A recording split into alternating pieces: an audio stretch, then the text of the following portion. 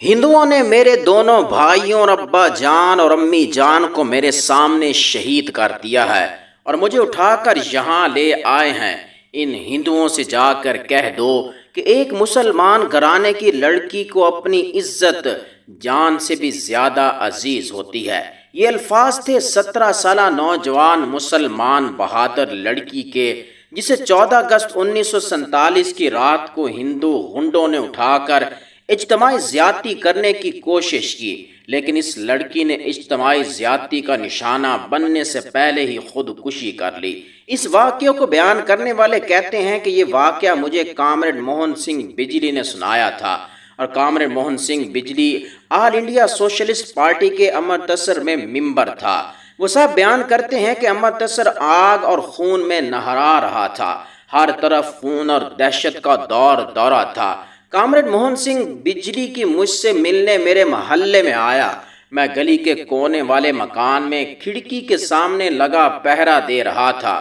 میں نے آہنی جنگلے سے نیچے جھانک کر دیکھا کہ کامریڈ بجلی ایک پولیس جیپ سے نیچے اترا اور گلی کے آہنی دروازے کو آہستہ آہستہ کھٹکھٹانے لگا۔ دوپہر کا وقت تھا اور میں نے بجلی کو دیکھ کر اوپر سے آواز دی، کامریڈ بجلی کس لیے آئے ہو؟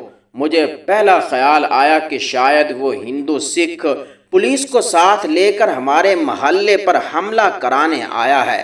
میں نے سوچا اگر ایسی بات ہوئی تو میں اوپر ہی سے بندوق کا فائر کر کے اسے ڈھیر کر دوں گا۔ میری آواز پر کامریڈ بجلی نے چہرہ اٹھایا اور ہاتھ سے اینک درست کی اور بولا، تم نیچے آؤ، مجھے تمہیں ایک امانت دینی ہے۔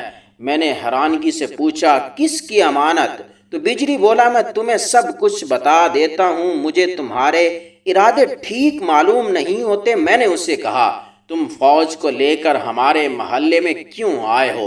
اتنا سن کر کامریڈ بجلی نے پولیس سے کہا کہ وہ جیپ لے کر کوتوالی چلے جائیں اور وہ اپنے آپ وہاں پہنچ جائے گا۔ جیپ وہاں سے چلی گئی۔ اب بجلی محلے میں اکیلا رہ گیا۔ بجلی اوپر منہ کر کے کہنے لگا، کامریڈ میں اب بالکل تنہا اور اکیلا ہوں، اب تو نیچے آ جاؤ یا مجھے اپنے پاس اوپر بلا لو۔ وگورا کی قسم، مجھے ایک ضروری امانت تمہیں دینی ہے۔ اب میں سوچ میں پڑ گیا کہ میں اس مکان میں اکیلا ہی بندوق لیے پہرا دے رہا تھا۔ پہرا کیا تھا، بس اتنی ہی ڈیوٹی پر تھا کہ اگر کوئی ہندو فوجی حملے کرنا آتا دیکھوں تو فوراً اطلاع کر دوں تاکہ گلی کے مسلمان وہاں سے بھاگ کر شریف پورے والے کیمپ میں پہنچ جائیں۔ اس مکان کا ایک دروازہ بازار میں بھی کھلتا تھا اور بجلی بازار میں کھڑا تھا۔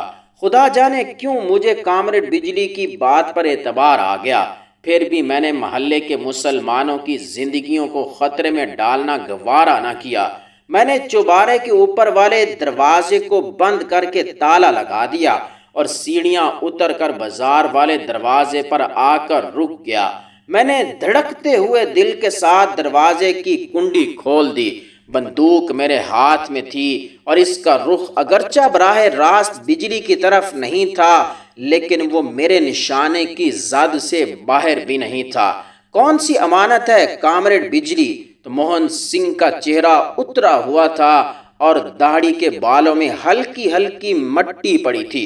وہ بڑے اطمینان سے چلتا ہوا میرے پاس آیا، جیسے اسے بندوق کا ذرا برابر بھی خوف نہ ہو۔ میرے پاس آ کر بولا، کامریڈ یہاں سیڑھیوں میں بیٹھ کر ہی مجھ سے 2-4 باتیں سن لو اور پھر اپنی امانت لے لو۔ وہ گورا کی کرپا ہے کہ تم مل گئے، ورنہ یہ بوجھ جانے کتنی دیر مجھ پر رہتا۔ ہم دونوں سیڑھیوں میں بیٹھ گئے اور اس کے دونوں ہاتھوں میں کوئی چیز رومال میں لپٹی ہوئی تھی جسے اس نے اپنے سینے کے ساتھ لگا رکھا تھا۔ رنگ اس کا بھی اڑا ہوا تھا۔ میں نے سیڑھیوں کا دروازہ اندر سے بند کر لیا تھا۔ موہن سنگھ بجلی نے ٹوٹے پھوٹے لفظوں میں جلدی جو دردناک واقعہ مجھے سنایا، اسے میں آج آپ کو اپنی زبانی سناتا ہوں۔ جس روز کامریڈ موہن سنگھ بجلی پولیس جیپ میں بیٹھ کر مجھ سے ملنے آیا، یہ اس سے 1 روز پہلے کا واقعہ ہے۔ موہن سنگھ بمبے والا کھو میں رہتا تھا، جو کہ ہندو اکثریت کا محلہ تھا، اور 15 اگست کے بعد ان علاقوں میں کسی مسلمان کے رہنے کا سوال ہی پیدا نہیں ہوتا تھا۔ ان علاقوں سے مسلمانوں کی ساری آبادی دیم گنج اور رگو برج کی جانب سے نکل کر مہاجر کیمپ یا ریفیوجی ٹرینوں میں بیٹھ کر پاکستان کی طرف کوچ کر چکی تھی۔ ان مسلمانوں کے چھوڑے ہوئے ویران محلوں میں ہندو سکھ لوٹ مار میں مصروف تھے۔ وہ مکانوں کو لوٹ لوٹ کر آگ لگا رہے تھے۔ ان ویران دہشت زدہ گلی کوچوں میں ہندو سکھ گنڈے فوج اور پولیس کے ساتھ مل کر دندناتے پھرتے تھے۔ مسجدوں کے ممبر اڑا کر ہندوؤں نے وہاں مورتیاں کھڑی کر دیں اور دروازوں پر کھریا مٹی سے اوم لکھ دیا تھا۔ موہن سنگھ بجلی کے بیان کے مطابق وہ شام کے وقت کرفیو لگنے سے کچھ دیر پہلے گول باغ کی طرف سے ہاتھی گیٹ کی جانب جا رہا تھا کہ سیتا مندر کے پاس اسے اس علاقے کی نام نہاد امن کمیٹی کا چیئرمین بلرام مل گیا۔ بلرام کبھی کبھار پارٹی کے دفتر بھی آیا کرتا تھا اور ہمیشہ جھک کر ملتا اور بڑا انکسار دکھتا تھا۔ اس روز بلرام نے شراب پی رکھی تھی اور وہ موہن سنگھ بجلی کو زبردستی اپنے ساتھ تیلا مندر کے پچھواڑے تالاب کے ساتھ بنی ہوئی کوٹھڑیوں میں سے ایک کوٹھڑی میں لے گیا۔ یہاں بلرام کے 6-7 ہندو دوست شراب پی رہے تھے اور شور مچا رہے تھے۔ موہن سنگھ ان سب کو جانتا تھا۔ اس نے بہت کہا کہ اسے گھر جانا ہے، کرفیو کا وقت ہو رہا ہے، لیکن کسی نے ایک نہ سنی۔ بلرام نے شراب کا گلاس اٹھا کر کہا، بجلی کون سا کرفیو اور کیسا کرفیو؟ آج امرتسر میں ہمارا راج ہے، آج ہم تمہیں سراغ کی سیر کروائیں گے۔ اور کہکا لگا کر وہ پورا گلاس شراب کا چڑھا گیا۔ اب موہن سنگھ بجلی کو علم ہوا کہ ان ہندوؤں نے شہر کے اندر سے کسی مسلمان لڑکی کو اغوا کر کے ساتھ والی کوٹھڑی میں بند کر رکھا ہے اور شراب ختم کرنے کے بعد اسے اپنی بربریت اور وحشت کا نشانہ بنانے والے ہیں۔ موہن سنگھ بجلی کا کہنا ہے کہ وہ سر سے پاؤں تک لرز گیا۔ خدا جانے کہ وہ کس شریف باپ کی بیٹی تھی اور یہ لوگ اسے اٹھا لائے تھے۔ موہن سنگھ نے دل ہی میں فیصلہ کر لیا کہ وہ اس لڑکی کو ان درندوں سے ضرور بچائے گا، مگر بلرام اور اس کے گنڈے دوستوں کی آنکھیں شراب پی کر خونی ہو رہی تھیں۔ پھر بھی موہن سنگھ کہتا ہے کہ میں نے اس بے کس اور مجبور مسلمان بیٹی کی مدد کرنے کا فیصلہ کر لیا اور اس مقصد کے حصول کے لیے وہ خود بھی بلرام کے ساتھیوں کی عدو میں شریک ہو گیا تھا۔ ایک ہندو گنڈا تھوک کر اسے پاؤں سے مسل کر کہنے لگا کہ مسلمانوں کو یوں ہی مسل دوں گا۔ بلرام، چلو اس مسلمان لڑکی کے پاس چلو، سالی کو اب ہوش آ گیا ہوگا۔ برتا جی میری مانو، دوسرا بولا، اس نے بے ہوشی کا بہانہ بنایا ہے۔ بلرام اپنے گلاس میں شراب ڈھولتے ہوئے ہچکولے کھا رہا تھا۔ چپ رہ رام مورتی، ان مسلمانوں کی عورتوں کو ہم الٹا لٹکا دیں گے۔ کیا سمجھتا ہے بل جی وہ سالی جے ہند نہیں کہہ رہی تھی؟ موہن سنگھ نے پوچھا، کیا کہتی تھی؟ بلرام میز پر مکہ مارتے ہوئے چیخا، کہتی تھی کہ پاکستان زندہ باد، ہٹ ہٹ مزہ چکھا دوں گا اس کو۔ کامریڈ موہن سنگھ کہتا ہے کہ میں نے موقع غنیمت جان کر بلرام سے کہا کہ یار بلرام، میں جا کر اس مسلمان لڑکی سے بات کرتا ہوں، دیکھتا ہوں کہ وہ کس طرح جے ہند نہیں کہتی، اور فکر نہ کرو میں اسے راضی بھی کروا لوں گا۔ موہن سنگھ نے آنکھ ماری، جس پر بلرام کہکہ لگا کر ہنس پڑا اور سارے ہندو غنڈوں نے موہن سنگھ کی بات کو پسند کیا۔ رام مورتی بولا، بیل جی موہن کو بھیج دو، بوڑھا آدمی ہے، اس کی بات وہ مسلمان لڑکی مان جائے گی۔ چنانچہ موہن سنگھ بجلی ساتھ والی کوٹھڑی کا تالا کھول کر اندر آ گیا۔ اندر تاک میں مٹی کا دیا جل رہا تھا اور اندر گوبر کی بو پھیلی ہوئی تھی اور کونے میں ٹوٹی ہوئی کھاد پر ایک لڑکی پڑی تھی، اور دیے کی دھیمی روشنی میں موہن سنگھ نے دیکھا کہ اس کے کپڑے جگہ جگہ سے پھٹے ہوئے تھے اور اس کے بال یوں کھلے ہوئے تھے جیسے کسی نے زبردستی نوچے ہوں۔ وہ بمشکل 18-17 برس کی ذرا سی دبلی پتلی لڑکی تھی۔ موہن سنگھ اس مسلمان لڑکی کے قریب گیا تو اس نے تڑپ کر اور گردن اٹھا کر اس کی طرف دیکھا۔ مسلمان لڑکی کی آنکھوں میں خونخوار چیتے جیسی چمک تھی اور اس کا سانس پھولا ہوا تھا اور اس نے گرج کر کہا، خبردار جو مجھے ہاتھ لگایا۔ موہن سنگھ بجلی کہتا ہے کہ میں نے ہاتھ جوڑتے ہوئے کہا، بیٹی میں تمہیں نقصان پہنچانے نہیں آیا بلکہ تمہیں ان درندوں سے بچانا چاہتا ہوں، لیکن سمجھ میں نہیں آتا کہ میں تیرے لیے کیا کروں۔ وہ لوگ شراب پی رہے ہیں اور ان کی آنکھوں میں خون اترا ہوا ہے۔ اگر میں نے تمہیں یہاں سے بھگا دیا تو وہ میرے ساتھ تمہاری بھی تکا بوٹی کر دیں گے، اور پھر اگر تو یہاں سے بھاگ کر نکل بھی گئی تو کسی دوسرے ہندو غنڈے یا ہندو سپاہی کے ہاتھ آ جائے گی۔ مسلمان لڑکی نے جب موہن سنگھ کے منہ سے بیٹی کا لفظ سنا تو اسے ذرا حوصلہ ہوا۔ ایک پل کے لیے اس نے موہن سنگھ کو غور سے دیکھا اور پھر اچانک گلے میں سے ایک موٹا سا تعویذ نکال کر اسے دیتے ہوئے بولی، میری یہ امانت اپنے پاس رکھ لیں اور کسی بھی مسلمان کو دے دیں۔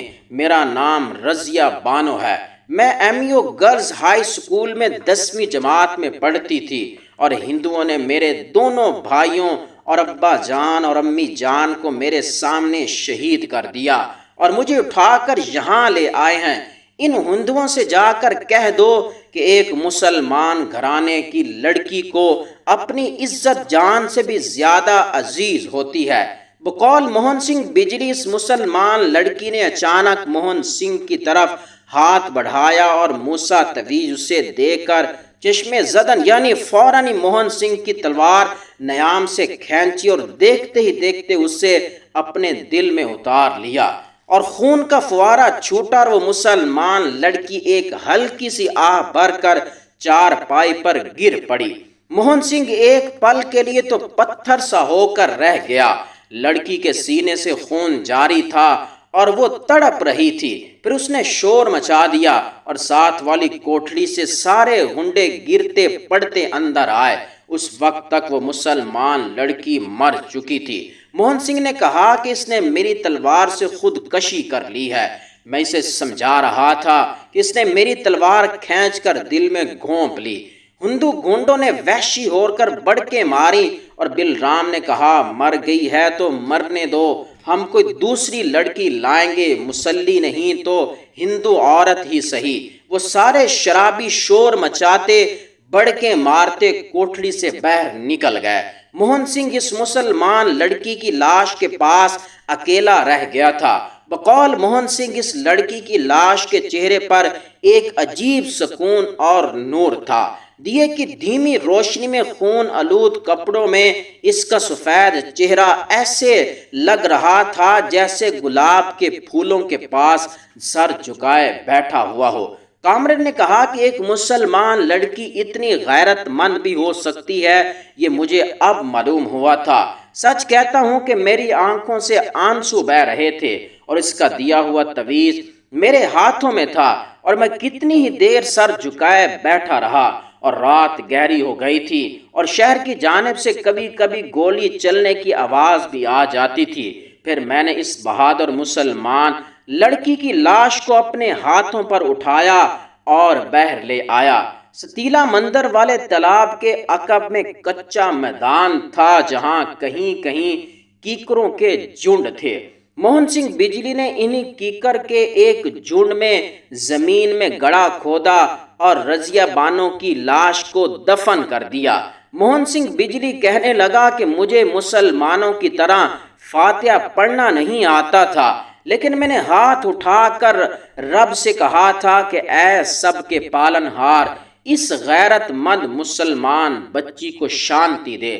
میں سیڑھیوں میں دم بخود بیٹھا تھا اور موہن سنگھ بجلی نے رضیہ بانو کی امانت یعنی وہ تعویذ میرے حوالے کر دیا اور خشک سی آواز میں بولا، کامرڈ یہ بچی جہاں دفن ہے وہاں میں اس کی قبر نہیں بنا سکتا، کیونکہ مجھے معلوم ہے کہ ہندو اسے ڈھا دیں گے۔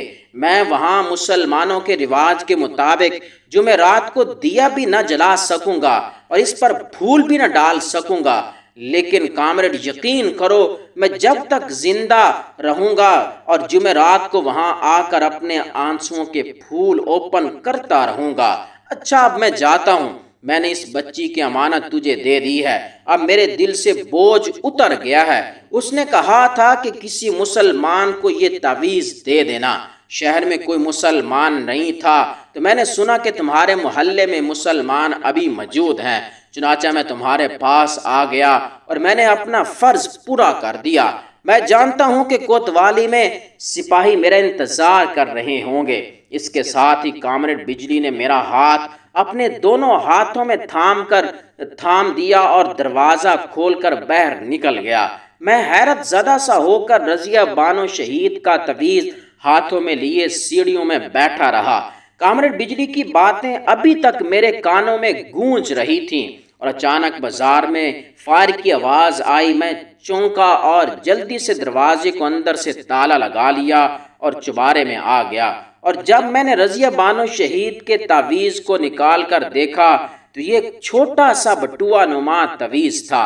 میں نے اس کا بٹن کھولا تو اندر بادامی رنگ کا خستہ سا کاغذ نکلا، جس پر قلم اور سیاہی کی روشنائی سے پوری سورت فاتحہ لکھی ہوئی تھی۔